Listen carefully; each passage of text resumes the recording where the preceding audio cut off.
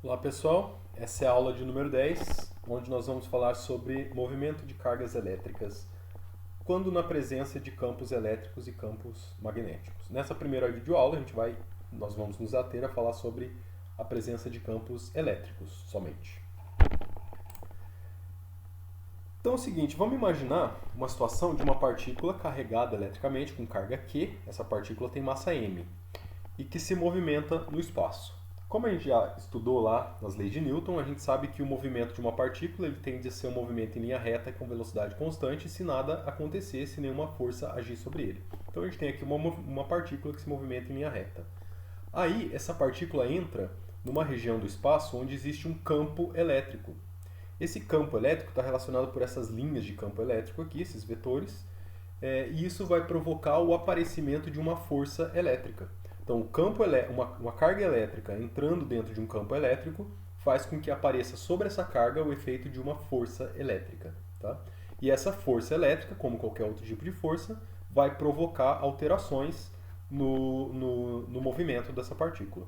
Então, a força elétrica ela é simplesmente o produto da carga pelo campo elétrico. Então, essencialmente, o campo elétrico e a força, elas não têm, matematicamente falando, não são muito diferentes. A única diferença aparece aqui na carga, né? O campo elétrico é multiplicado pela carga da partícula, que pra gente aqui a gente está pensando como sendo uma constante, então não vai influenciar muito.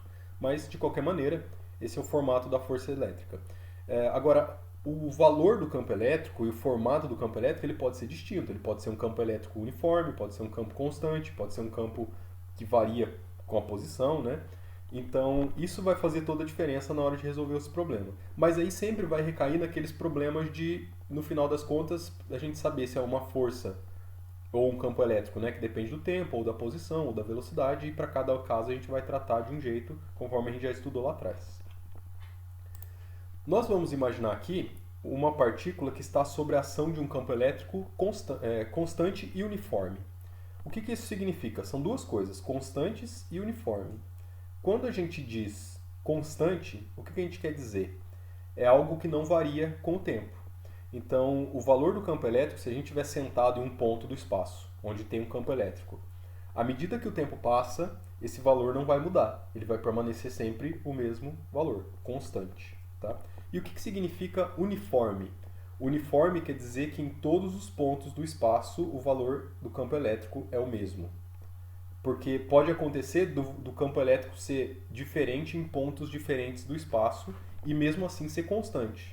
E pode acontecer de não ser nem constante nem uniforme, que ainda é o caso mais complicado ainda, que aí eu vou deixar para vocês tratarem disso quando vocês forem estudar o curso de eletromagnetismo mesmo.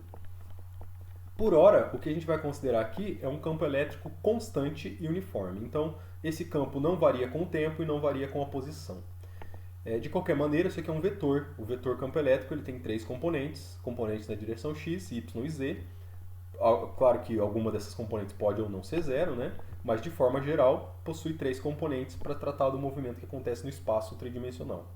Da mesma maneira, a posição inicial de uma partícula vai ter posição x, y e z também, de forma geral, né, que pode ou não ser zero, e a velocidade inicial, v0x, v0y, v0z.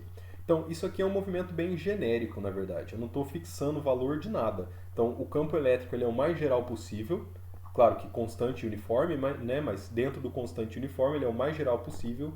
A posição inicial é a mais geral possível, a velocidade inicial é a mais geral possível. Então vamos ver como é que fica a análise do movimento dessa partícula que entra e sofre a ação, o efeito desse campo elétrico. O que a gente precisa fazer é usar a segunda lei de Newton.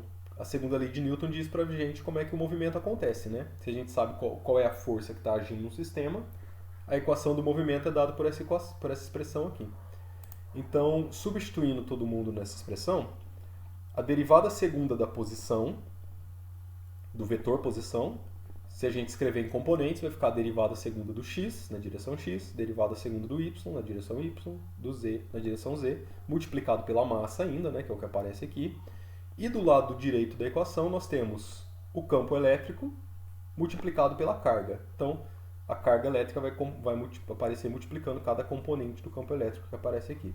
E aí, por comparação, né, componente x de um lado com componente x do outro e assim por diante, nós chegamos nessas três equações aqui. Lembre-se que x2 ponto representa a aceleração na direção x. Então, o que essa equação aqui está falando para mim é que na direção x é um movimento onde a aceleração é dada por esse número, que é constante. Movimento sobre a ação de uma aceleração constante é um movimento uniformemente variado, que a gente já bem conhece. E isso não é só para a direção x, na direção y acontece a mesma coisa. A aceleração na direção y também é um número que é constante, na direção z também é um número que é constante. Portanto, a função horária do movimento das três componentes são movimentos uniformemente variados. Claro que as constantes que vão aparecer aqui são diferentes, né? Quando a gente estiver falando da variável x, é a posição inicial x que aparece aqui, a velocidade inicial x, e a aceleração é a aceleração x. Do y, a mesma coisa, do z, a mesma coisa, né? Cada um na sua direção. Então, esse é o movimento de uma partícula que entra numa região do espaço onde tem um campo elétrico uniforme. É um movimento essencialmente uniformemente variado, né? E nas três componentes, tanto x quanto y quanto z. Exceto se alguma dessas componentes aqui do campo elétrico for zero. E aí, nesse caso, onde a componente for zero, vai ser um movimento simplesmente uniforme, né? Que é o movimento com aceleração zero. Se a gente quiser saber a velocidade, uma vez sabendo a posição em função do tempo, a gente pode achar as velocidades por simples derivação. Então eu sei como que o x, y e z variam no tempo, então eu sei como que as componentes x, y e z da velocidade são com o tempo, né? De novo, movimento uniformemente variado, né? A própria equação da velocidade já fala para mim como é que é.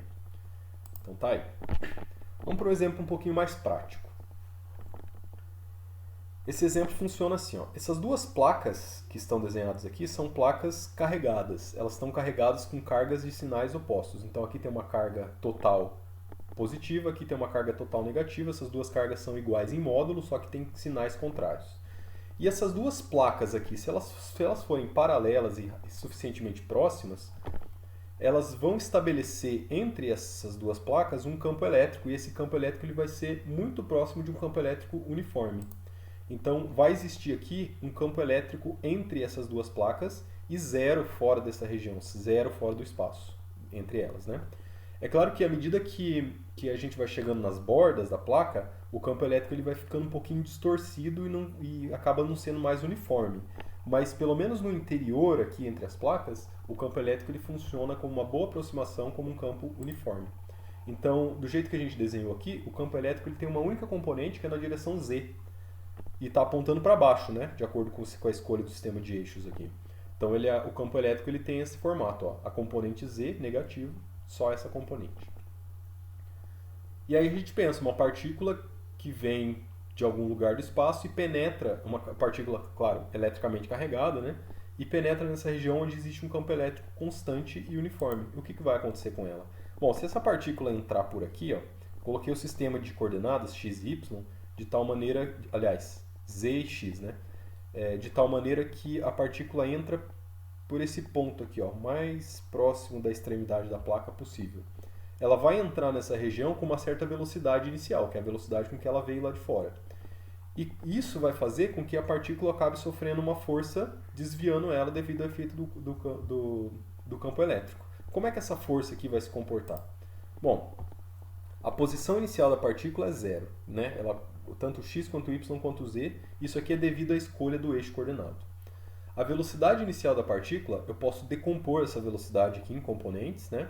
Então ela tem componente na direção x, tem componente na direção z, mas não tem componente na direção y, que é a componente que entra no plano da tela. Então ele tem esse formato aqui. Colocando isso aqui nas equações de movimento, eu chego na seguinte coisa, ó. Na direção x não tem aceleração. Como é que eu sei isso? Bom, a única aceleração que tem é devido à força elétrica. E a força elétrica só acontece na direção z. Então, na direção x, o movimento é um movimento uniforme, cuja equação é essa daqui, v0 cosseno θ na direção t. Na direção y, o movimento também é uniforme, não tem aceleração, não tem velocidade, não tem posição, não tem nada. Então, a posição da partícula em relação à variável y é zero. Ela não varia na direção y. E por fim, Na direção Z, ele tem uma velocidade inicial, só que aqui tem aceleração, né? Porque o campo elétrico ele existe na direção Z somente. Então, na direção Z, a gente vai ter um movimento uniformemente variado, cuja aceleração vai ser dada por essa expressão mostrada aqui para vocês. Agora, observe que essas duas equações, esquecendo essa variável y aqui, que é zero, que não vai fazer diferença, essas duas equações aqui são as equações paramétricas do movimento oblíquo, que a gente viu na última videoaula, né? Então, no lançamento oblíquo, a gente tem na horizontal uma partícula que se movimenta com velocidade constante e na vertical uma força que puxa ela para baixo, provocando um movimento uniformemente variado.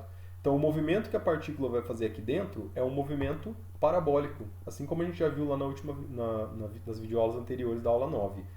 Se a gente quiser, a gente pode desparametrizar esse problema, isolando t aqui e substituindo na equação de baixo, a gente vai ver que, de fato, a solução disso daqui vai ser uma parábola. Mas olha que interessante, esse movimento parabólico ele é igual ao movimento de lançamento de projéteis, só que no movimento de lançamento de projéteis que a gente estudou, o que causava, o que gerava todo aquele movimento lá era o efeito da gravidade. Aqui não tem efeito de gravidade nenhum, é só um efeito de carga elétrica num campo elétrico. Então quem está fazendo esse efeito da carga cair é o campo elétrico. Ele acaba atuando aqui, agindo da mesma maneira como a força gravitacional atua sobre uma pedra que é lançada de forma oblíqua, como representado aqui na figura.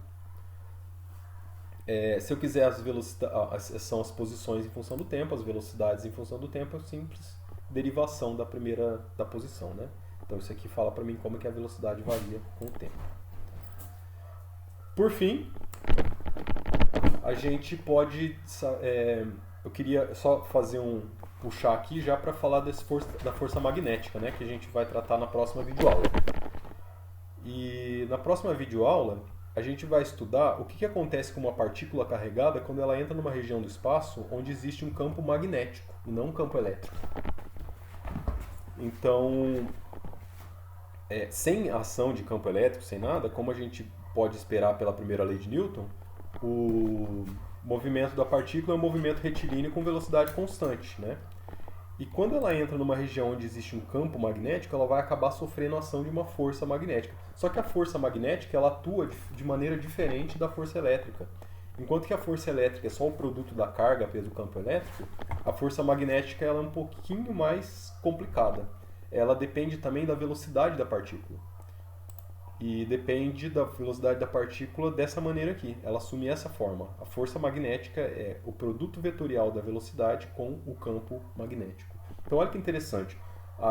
O campo elétrico, para existir força elétrica, só precisa de uma carga elétrica dentro do campo elétrico. Isso é o suficiente. Agora, para existir força magnética, não é suficiente o fato da carga elétrica estar ali dentro do campo magnético. Uma outra coisa tem que acontecer. Tem que ter também uma velocidade. E essa velocidade tem que ser de tal maneira que o produto vetorial com o campo magnético não seja zero. Ou seja, se a velocidade for paralela ao campo magnético, esses dois vetores aqui estão na mesma direção e o produto vetorial entre eles é zero. Então, se uma força... Por exemplo, se a carga estivesse entrando aqui na mesma direção que o campo magnético, ela não ia sofrer efeito de força magnética nenhuma. Agora, se ela entra formando um ângulo qualquer entre o campo magnético e a velocidade, aí sim, vai existir uma força magnética que obedece essa relação de produto vetorial. Então, eu fiz um desenho aqui para a gente ver como é que é essa convenção, né? Se a velocidade está apontando nessa direção, o campo magnético na direção desenhada aqui, para uma carga positiva, a força magnética ela vai ser dada por essa expressão, por esse desenho aqui, é uma força que vai estar apontando para cima. Ela não está no plano determinado pelo campo magnético e pela velocidade. Agora, se a carga elétrica for negativa, isso aqui vai inverter. Só para a gente ter uma ideia, ó, aqui eu estou olhando uma visão no plano, né? Então, o campo magnético e a velocidade eles estão no mesmo plano. A força ele é um vetor que está saindo para fora do plano da tela e apontando na nossa direção. Por isso eu represento a força por um vetor com um pontinho aqui. Esse pontinho representa um vetor que está saindo do plano da tela. Agora, se a carga for trocada, se a carga for negativa, aí vai ficar invertido.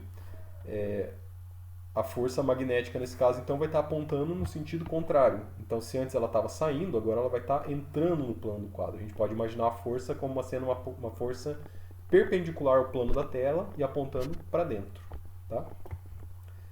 Na próxima videoaula a gente vai estudar o efeito da força magnética na cinemática no movimento de uma partícula. Aqui eu só estou definindo, descrevendo, né, o que é a força magnética e como que ela age, e na próxima videoaula a gente vai tratar de alguns exemplos.